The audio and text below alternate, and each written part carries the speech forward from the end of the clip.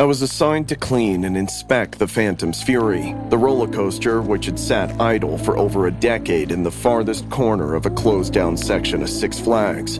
Now, it felt like a mausoleum, a tomb for the spirits of the past. The park still buzzed on the other side with life that day, families laughing, children squealing with delight, yet I was drawn to that forgotten section like a moth to a flame. I had heard the whispers about the ride. There was a malfunction, and lives were lost when a rake's guardrails swung open and many people fell to their deaths. It did not make much waves in the national news due to the major political scandal that broke the same day, but there was a strange vibe to that section. "Hey, Avery," my colleague Lucas called. "You really think it's safe to go back there?"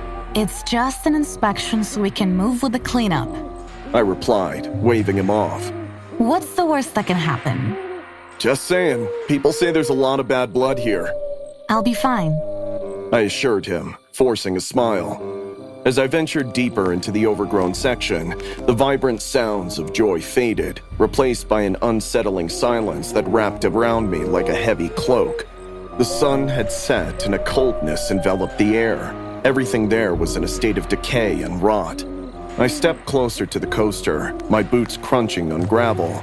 That's when I heard it, a soft clattering, like an old chain dragging along the tracks. At first, I thought it was a figment of my imagination, but each step brought the sound closer, more pronounced. It felt rhythmic, mechanical, yet hollow. Stop it, Avery. I muttered, forcing myself to move forward.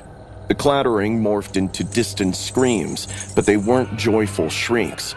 No, these were panic-stricken, desperate cries rising in intensity before abruptly cutting off.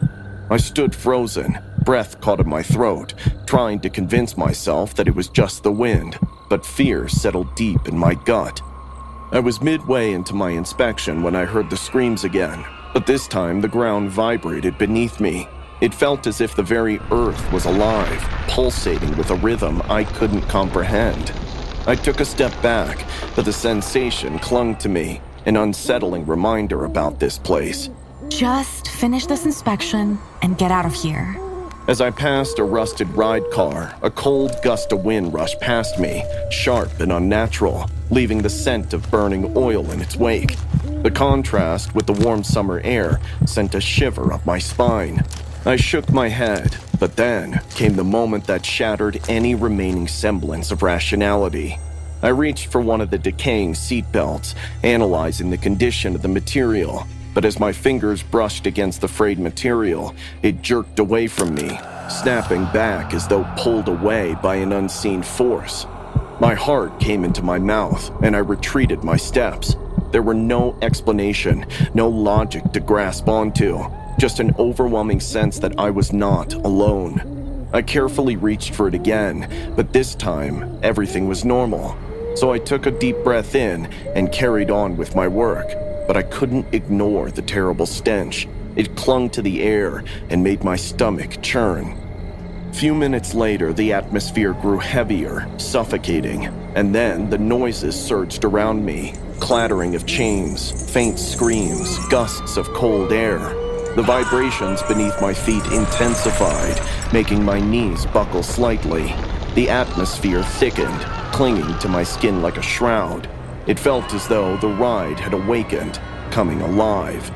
Then, without warning, a rusted car lurched forward along the track. I froze, horror clawing at my insides as the sound of clattering chains roared around me. The ride, long dormant, had somehow revived. My stomach twisted as the first car ascended the height of the tracks, its rusty wheels squealing in protest. What I saw next etched itself into my mind forever. Strapped into the decaying seats were ghostly figures, their bodies twisted and disfigured, trapped in the moment before their demise. They were translucent, their faces were hollow, devoid of expression, as if all hope had been snuffed out. But what haunted me the most were their hands, lifeless, yet raised in a mockery of joy. No, this can't be happening. I gasped, staggering back.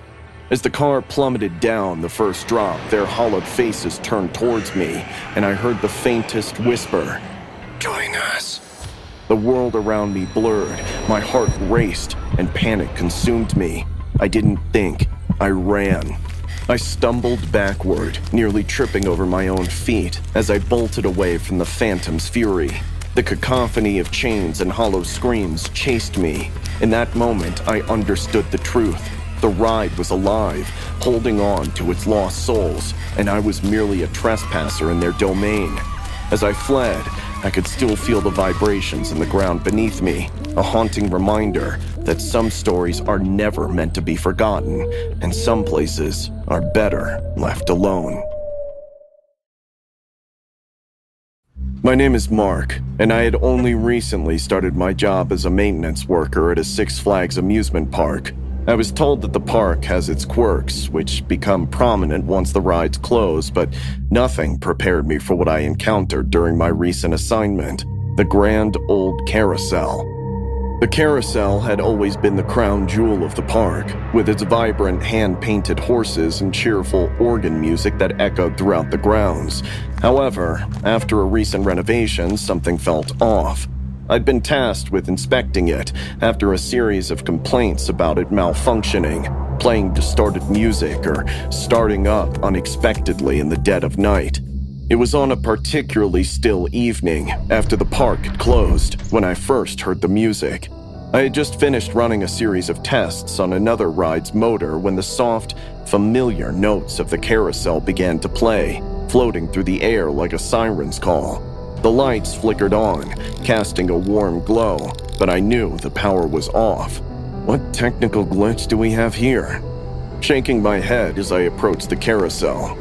I had worked on that ride a bunch of times, yet that night felt off. The horses, with their intricate designs and shimmering paint, stood still beneath the light ominously. I dismissed my unease, attributing it to fatigue, and continued my work. But just when I was down and checking the machines, I suddenly felt someone's hand on my shoulder. I let out a yell, but as I turned, I realized that there was no one.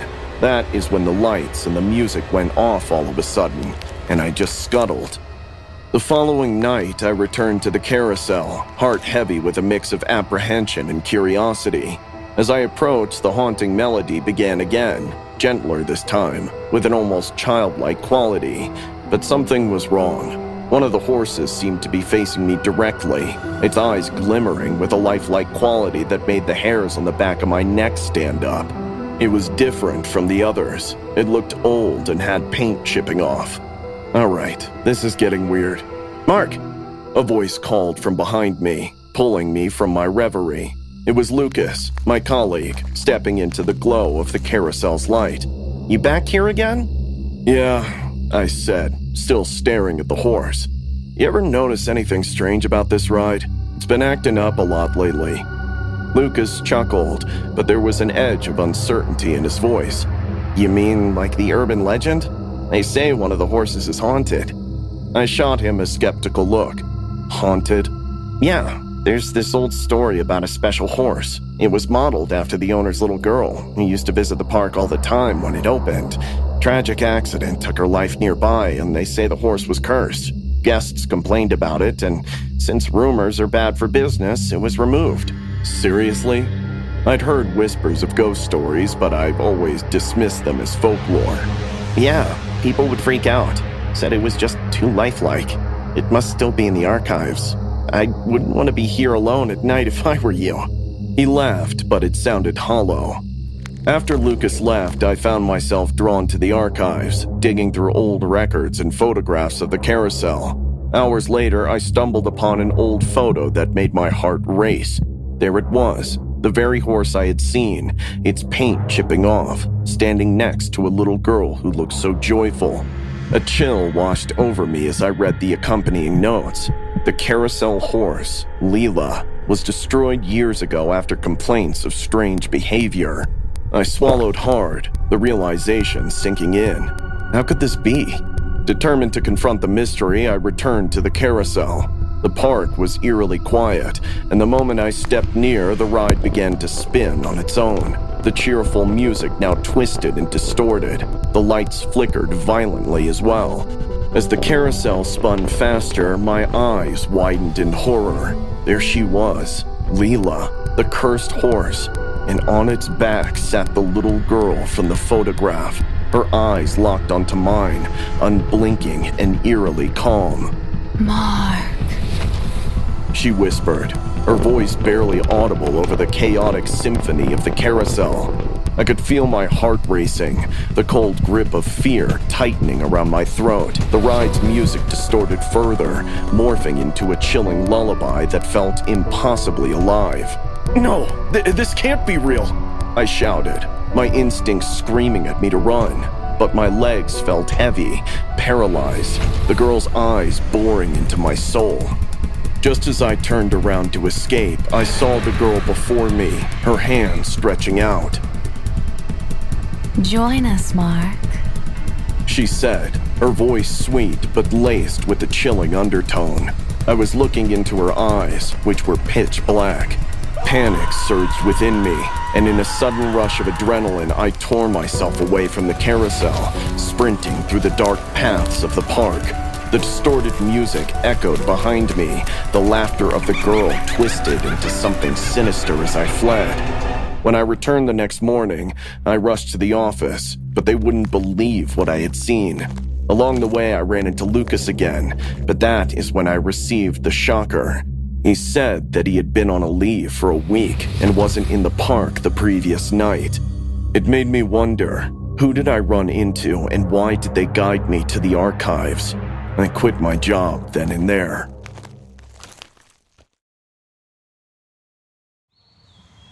It was going to be the greatest summer yet. Rachel and I, along with friends, had been planning this trip to Six Flags for months, looking forward to a day filled with roller coasters, carnival games, and overpriced snacks. The sun was bright when we entered the park, and the air was alive with the excited screams of thrill seekers. Rachel was always up for an adventure, encouraging everyone to try the most terrifying rides in the park. Nothing today would change this pattern. Today, she had set her target on the Cyclone, this newest, most extreme roller coaster in the park. Standing out as the tallest ride above the park, its twisted tracks seemed to be warping with the laws of physics. Come on, guys. It's going to be epic. Rachel shouted, her eyes sparkling with excitement. Me? I'm not a fan of heights, but I didn't want to appear to be a coward. "Yeah, sure, let's do it," I mumbled, trying to sound like I was enthusiastic. We waited in line, the slow pace only picking up as we all edged closer to the ride. Rachel couldn't help but notice an old man near the entrance. He was weathered in face and eyes, filled with the weird mix of sadness and a warning. He caught Rachel's eye, shaking his head slowly as he mouthed words that she couldn't hear. Did you see that guy? She whispered to me. He looked strange. I shrugged. Just probably one of those theme park weirdos. Don't let it get to you. We inched closer to the front of the line. We buckled ourselves in. The safety bars snapped into place as we settled in. The operator gave us the thumbs up and the coaster lurched forward, starting up a slow climb to the top, the anticipation built with each clank of the chain lift. As we crested the summit, the park stretched out below us, and for an instant, all was silent. Then, with a jolt, the coaster hurled down and the wind whipping past us as we screamed in exhilaration and terror. The twisting curves came fast and furious, G-forces pinning us to our seats. Halfway down, something seemed off. The coaster rattled, and my heart stopped. The ride was breaking down. Panic flooded the operator's face as he frantically pressed buttons, hoping to regain control. "Rachel, what's happening?" I yelled over the din of the ride. I don't know. Hold on. Rachel was yelling back as she gripped the safety bar until her knuckles were white. Again, the coaster jolted, and I could feel my restraints loosening. Fear was racing my mind. This wasn't supposed to happen. We were supposed to be safe. Jarring, the ride came to an abrupt dead stop, and we hung precautiously at an angle. Sounds of mechanical failure echoed from all sides and through loudspeakers, the voice of the operator crackling and remaining as calm as possible. Please remain calm. There are technical problems. Emergency services are on their way. My heart kept pounding in my chest. The roller coaster ride was no longer a thrilling experience. It had turned into a nightmare. I could hear my friends whispering in fear, and a feeling of realization of vulnerability hit us. We sat there waiting for rescue, minutes looking like hours. Then, the rotor sound of a helicopter and a few figures climbing up the structure. A first responder reached us, his face hidden under a helmet, as he set up each rider in a harness. They got us out of there without any further problems. Rachel and I were last. As we were lowered from the awning, relief washed over us, except that something felt off. The park was deathly silent. The usual cacophony of noise had been replaced by concerned murmurs and flashing lights of rescue vehicles. As we were being dragged away, I could feel I was seeing that old man sitting in a corner there. He had his voice to various officials while speaking with them, voicing some murmured words, and his face looked grave. I felt the old man must have known something we did not. Later, coming together to our friends, we felt a park official caught hold of us. "We're sorry for the scare. The ride had malfunctioned due to a technical error. We're conducting a full investigation." Rachel nodded, still dazed. Thanks. We're just glad we're safe. As I left the park, I heard two maintenance guys. It's the same problem from last month. They should have shut it down then. My blood ran cold. We nearly became victims of negligence. I looked at Rachel and my voice quivered. "We should report this. They knew it was dangerous." Rachel nodded gravely to the responsibility. Let's make sure nothing like this happens again. Our exciting day turned into a close call, but still, we learned that no one else would go through such danger. The twist in our adventure was not just the malfunction, but also the way that our lives had been gambled for profit. A week later, Rachel and I were sitting in a dingy, dismal room. There was the park's attorney and an insurance investigator for one. They were trying to have us tell them everything about the incident. The air was tense as we described what happened. "We understand your concern," said the attorney lastly. "However, there is something you need to know." Rachel and I stared at each other in bewilderment. "What is it?" I asked.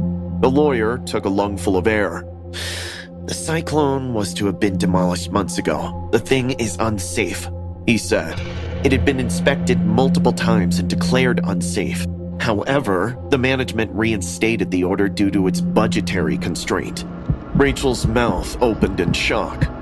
You mean that they were well aware it was unsafe, but they continued running it? The attorney nodded. "Yes, but worse. We found that the ride was intentionally designed to fail." I felt a wave of cold shock. "What? Why anyone's gonna do that?" The investigator advanced. "Well, we think it is some sort of insurance fraud attempt. The management had good hopes to collect a big amount from its insurance policy due to an accident." Rachel's face paled to a whitish color. So we were just a pawn in their game? The lawyer nodded grimly. "Unfortunately so. But thanks to your testimonies and the evidence, the perpetrators will be brought to justice." Rachel and I walked out of the office, dazed. Six Flags was the destination, a day of rides, thrills, and fun.